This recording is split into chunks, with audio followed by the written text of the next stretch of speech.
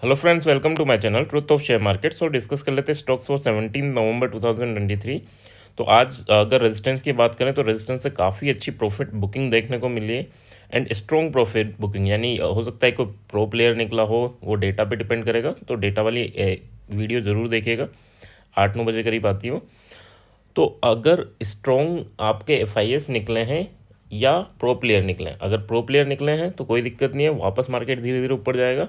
और अगर big player F वगैरह निकले और साथ में बाय करके गए तो मार्केट इस लेवल से रिजेक्शन लेके नीचे आपको 640 तक जाता हुआ तो ईजिली दिखेगा। और फिर 640 के बाद 19,640 के बाद निफ्टी डिसाइड करेगा कि वह उसको ऊपर के लेवल पे जाना है या नीचे जाना है। ठीक है।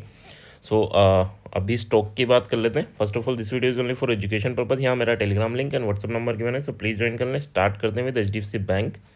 एचडीएफसी बैंक की बात करें तो देखो यही बात कल डिस्कशन का पार्ट था कि अगर ये इस कल के हाई को ब्रेक करता है तो आपको ऊपर तक के टारगेट यानी 1519 या 1520 तक के टारगेट इजीली देखने को मिलेंगे। वहीं गया, टच किया एंड डायरेक्टली फिर सेलिंग प्रेशर जनरेट हुआ। ठीक है। एंड अगर आपने कल टाटा मोटर्स में क्या का वीडियो देखा था, यानी यही वीडियो, तो टाटा मोटर्स ने आज सेकंड टारगेट एग्जैक्टली जो टारगेट बताए थे उसी को टच करके आया ना। तो चीज़ें मिलती हैं एसएल और इन चीज़ों को, यानी आपकी साइकोलॉजी स्ट्रॉन्ग करो, इजीली आपको प्रॉफिट अच्छा हुआ करेगा। ठीक है। अब बात कर लेते हैं लेवल की। तो 15-12 देखो, अब इसने रिजेक्शन लिया यहाँ से और ये वापस उस रेंज में आया, तो अब ये रेजिस्टेंस बन चुका है। अगर फिर से इसे तोड़ता है तो नो डाउट 15-19 ये लेवल फिर देखने को मिलेंगे, और 19 टूटेगा तो फिर आपको स्ट्रॉन्ग रैली, फिर अपवर्ड डायरेक्शन फिर स्टार्ट होगा। ठीक है। तो अभी जब तक ये 1500 इसे ब्रेक नहीं करता, इसको भी नहीं, यानी अभी तो इसके लिए अगर आप लॉन्ग टर्म के लिए हैं तो आपके लिए 1485 तक के लेवल है नीचे की साइड। लास्ट स्विंग यही है इसका, है ना।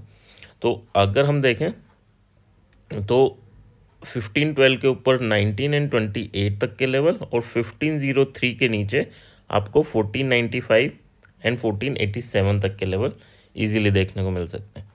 एसएल क्या लेके चलना है तो 1508 का आपका हार्ड एसएल रहेगा, है ना। ये तो हमें यूज़ करना ही है, बट सॉफ्ट एसएल क्या रहेंगे, अगर कोई भी 15 मिनट की कैंडल ऊपर जाती है तो उसका लो आपका सॉफ्ट एसएल रहेगा बाइंग साइड में, और अगर ब्रेक डाउन करती है कोई 15 मिनट की कैंडल तो उसका हाई आपका सॉफ्ट एसएल रहेगा। ठीक है। तो अगर सॉफ्ट एसएल हार्ड एसएल से कम है तो सॉफ्ट एसएल यूज़ करना है, अदरवाइज हार्ड एसएल तो आपको गिवन है ही। अगर ये 15 मिनट की कैंडल ब्रेकआउट करती है और नीचे नेक्स्ट 15 मिनट की कैंडल वापस इस रेंज में आ जाती है, दैट मीन कि ये रिजेक्शन फिर हो गया और फिर स्ट्रॉन्ग सेलिंग आपको देखने को मिलेगी। पहला टारगेट नीचे वाले लेवल और दूसरा टारगेट फर्स्ट टारगेट जो भी गिवन है ना, तो ये दो टारगेट रहेंगे। और अगर सिमिलर वे में कोई भी लेवल का ब्रेकडाउन होता है और नेक्स्ट ग्रीन कैंडल वापस उस रेंज में आ जाती है तो नेक्स्ट टारगेट नेक्स्ट लाइन रहेगी, और उसके बाद सेकेंड टारगेट तक जाने के चांसेस काफ़ी हायर साइड रहेंगे। ठीक है। फर्स्ट टारगेट तक तो 90% चांसेस रहता है, सेकेंड टारगेट तक जाने के फिर उसके चांसेस 80-70% हो जाते हैं ना। तो फर्स्ट टारगेट के चांसेस काफ़ी हायर रहते हैं। आई होप किस वे में आपको फेक ब्रेकआउट ब्रेकडाउन आइडेंटिफाई करना है और किस वे में आपको यहाँ ट्रेड करना है, ये क्लियर होगा। हार्ड एसएल सॉफ्ट एसएल क्या है, सारी चीज़ें क्लियर हैं। नेक्स्ट बात कर लेते हैं एक्सिस बैंक की। तो एक्सिस बैंक अगर हम बात करें, अभी ये एग्जैक्टली सपोर्ट पे क्लोज किया है। ठीक है। एक्सिस बैंक की बात करूं तो एग्जैक्टली सपोर्ट पे क्लोज किया है, ये लास्ट स्विंग यही था, यहीं क्लोज किया है। अगर ये ब्रेकडाउन होता है तो फिर आपको 23 ब्रेक होता है तो फिर आपको 10-17 एंड 10-07 ये टारगेट इजीली देखने को मिलेंगे। एसएल क्या लेके चलना है तो 1027 का आपका एसएल रहेगा, छोटा सा एसएल है 4 पॉइंट का। 1031.35 या 1031.5 टूटता है तो 1039 एंड 1047 आपके टारगेट रहेंगे। यहाँ पर एसएल की बात करूँ तो 1027 का आपका एसएल रहेगा, यानी 4 पॉइंट का एसएल यहाँ रहेगा। अभी क्या बेयरिश है, बेयरिश नहीं है अनटिल एंड अनलेस इसको एज अ रेजिस्टेंस फेस नहीं करता। अब रेजिस्टेंस फेस करने का मतलब नहीं नीचे जाना, देखो नीचे तो अब आज भी गया था, फिर वापस आके ऊपर क्लोज दे दिया एंड यहाँ पर ग्रीन कैंडल बनाई है। ठीक है। तो अगर ये कंटिन्यू होता है तो नो डाउट कल यहाँ 1031 तक जाके फिर इसमें सेलिंग प्रेशर जनरेट हो सकता है। तो लेवल टू लेवल करना, बीच में कहीं ट्रेड करने की जरूरत नहीं। ये लेवल टूटे तो ट्रेड करेंगे, ये लेवल टूटे तो ट्रेड करेंगे। अदरवाइज क्या होता है कि सडनली एक दिन आता है जब आपका डिके ही होता है ना, तो थोड़ा सा इन चीज़ों का ध्यान रखना। ओके, नेक्स्ट बात कर लेते हैं। So that is Reliance. Reliance में क्या है, रिलायंस में देखो ये रेजिस्टेंस था रिलायंस में 2340, ये 2340 का रेजिस्टेंस था। अगर यहाँ तक आएगा कोई दिक्कत नहीं, ये टूटेगा तो फिर सेलिंग प्रेशर जनरेट होगा। एंड देन 2323 एंड 2313, ये दो टारगेट आपको डाउनवर्ड डायरेक्शन में देखने को मिलेंगे। अनटिल एंड अनलेस 2362 नहीं टूटता हम नहीं एंटर करेंगे। 62 अगर टूटता है 62.6 तो 23279 एंड 2398 ये आपके टारगेट रहेंगे अपवर्ड डायरेक्शन में। 2350 का आपका एसएल रहेगा for buying as well as selling, ये आपका हार्ड एसएल है। बट थोड़े बड़े हार्ड एसएल हैं तो फिर आपको क्या करना है, 15 मिनट की कैंडल का देखना है कि उसका लो या ब्रेकडाउन हो तो उसका हाई कितना है। अगर 15 मिनट की कैंडल का भी आपको हाई और लो काफ़ी बड़े दिखते हैं तो फिर 5 मिनट का देख लिया कीजिए, है ना। 5 मिनट पे देखा कीजिए, उसके छोटे मिल जाएंगे तो हम उसे यूज़ कर सकते हैं ना। So hard SL 2350 and soft SL आप देख लीजिएगा। क्या बियरिश है? बिल्कुल नहीं। क्या लास्ट में से सेलिंग प्रेशर आया उससे बियरिश है? नहीं, ये प्रॉफिट बुकिंग होती है। हर प्लेयर अपना टारगेट फिक्स रखता है ना, जो बड़े प्लेयर होते हैं।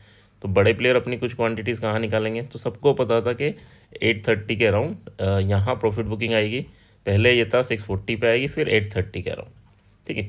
अब 830 के ऊपर अगर सर्वाइव करता है तो फिर वो वापस एंटर कर लेंगे और फिर मार्केट आपको 20,100 वापस अपने हाई को तोड़ता हुआ भी देखने को मिल सकता है। बट अभी अगर यहाँ से सेलिंग प्रेशर जनरेट हुआ तो फिर 640 टूटना ज़रूरी है ना। 640 के बाद ही बेरिश होना है, उससे पहले कोई ज़रूरत नहीं। अब 640 के टूटने का मतलब ये नहीं है 19,640 टूटे तो ये मतलब नहीं है कि हम बेरिश हो जाए, है ना। ये निफ्टी के लेवल क्यों बता रहा हूँ, क्योंकि उसके अकॉर्डिंग उसको भी देखोगे साथ में इन्हें भी देखोगे तो आपको कई चीज़ें आइडेंटिफाई हो जाएंगी। यानी आपका स्टॉक नीचे गिर रहा है और निफ्टी या बैंक निफ्टी अपने इंपॉर्टेंट लेवल पे, तो आपको क्लियर रखना है कि हाँ आप प्रॉफिट बुक कर लेना है, क्योंकि इंपॉर्टेंट लेवल है, नहीं टूटा तो वापस बाउंस हो जाएंगे, है ना। तो इन चीज़ों की वजह से साथ में लेवल आप देखना स्टार्ट करें तो थोड़ा और इंटरेस्टिंग होगा, है ना। ओके, सो नेक्स्ट बात कर लेते हैं इन्फोसिस। इन्फोसिस यानी आईटी सेक्टर में सारी कंपनीज ने आज काफ़ी अच्छा मूवमेंट दिया है। इन्फोसिस ने भी अपना रेजिस्टेंस ब्रेक किया और काफ़ी अच्छा मूवमेंट दिया। अब देखना यह है कल के लिए क्या होता है। 1452 टूटता है तो 1473 एंड देन 1506, ये दो टारगेट अपवर्ड डायरेक्शन में रहेंगे। एसएल की बात करूँ 1445 का आपका एसएल रहेगा 7 पॉइंट का। 38 टूटता है तो 23 एंड 1408, ये दो टारगेट डाउनवर्ड डायरेक्शन में रहेंगे। 1446 का आपका यहाँ हार्ड एसएल रहेगा। क्या बियरिश है बुलिश है? अभी बुलिश है। अनटिल एंड अनलेस ये 1400 के नीचे नहीं जाता कोई दिक्कत नहीं है स्टॉक में, ठीक है। नेक्स्ट अगर हम बात करें so that is Tata Motors.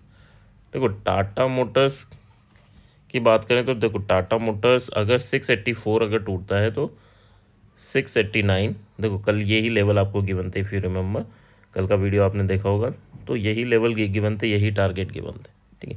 अब आज ये टारगेट सेकंड टारगेट अचीव हुआ। पहले फर्स्ट टारगेट गया, वहाँ से सेलिंग प्रेशर जनरेट हुआ, फिर सेकंड टारगेट टच हुआ, वहाँ थोड़ा सेलिंग प्रेशर जनरेट हुआ, ठीक है।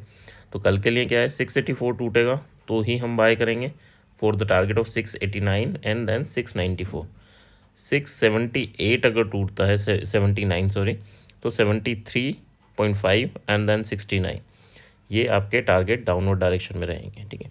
एसएल क्या लेके चलना है, तो सेलिंग साइड के लिए आपका एसएल रहेगा 681 ले लेना, है ना। 79 यानी 2 पॉइंट का एसएल।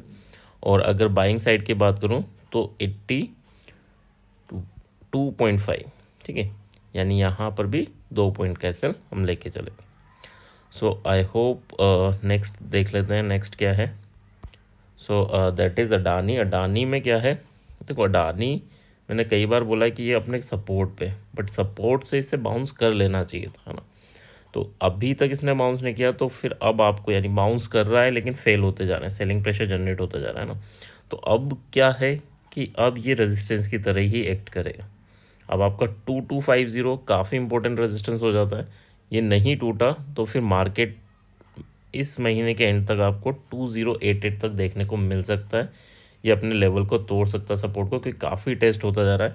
पहले टेस्ट हुआ था, नो डाउट अच्छा बाउंस हुआ, दोबारा आया, दोबारा टेस्ट हुआ, ऊपर गया बट सर्वाइव नहीं हो रहा, फिर नीचे आ रहा है। फिर अब देखो एक सिनेरियो ये है कि ये डब्लू पैटर्न बना ही चुका है, बस अब इसको इस नेक लाइन को तोड़ना है और ऊपर चला जाना है। और दूसरा सिनेरियो ये है कि हाँ ये अब थोड़ा और कंसोलिडेशन कर दे और फिर नीचे ब्रेक डाउन दे दे, ठीक है। तो थोड़ा सा इसमें निगाह बना के रखना, क्योंकि अगर नीचे गया तो काफ़ी अच्छा मूवमेंट आपको डाउनवर्ड डायरेक्शन में देखने को मिलेगा। 2230 के ऊपर ही बाय करेंगे, इससे पहले नहीं करेंगे। And for the target of 2273 and 2306, ठीक है। अगर 2201 यानी 2200 अगर टूटता है तो आपको 2165 यानी 2165 और 2088, मैं बस इसी का वेट कर रहा हूँ, ये टूटेगा तो ही मज़ा आएगा ना। तो देखते हैं टूटता है नहीं टूटता। एसएल की बात कर लेते हैं तो 2215 आपका एसएल रहेगा for buying as well as selling. And I hope यहाँ तक चीज़ें क्लियर होंगी। अगर क्लियर हैं तो प्लीज़ लाइक एंड कमेंट किया कीजिए, तो इससे थोड़ी सपोर्ट मिलता है चैनल को भी और सेल्फ, ठीक है, मुझे भी सपोर्ट मिलता है कि हाँ जेन्युइनली इट वर्क्स।